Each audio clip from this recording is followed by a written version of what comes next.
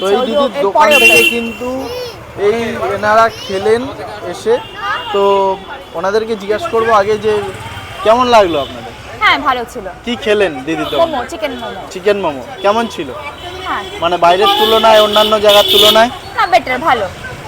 আচ্ছা, আর সবাই খেলো? আপনার বেবিরাও খেলো? তোমার কেমন লেগেছে? আমার খুব ভালো লেগেছে। তাই?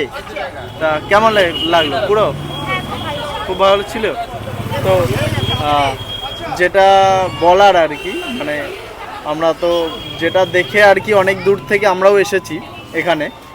তো এই যে দিদি সংসার নিয়ে মানে এখানে একটা বিজনেস করছে, তো ওনার আছে ব্রেন টিউমার। তো উনি যে এখানে ব্যবসাটা করছে এই দোকানটার ওপরে ভরসা, বাইরের জনগণের উদ্দেশ্যে কি বলবে?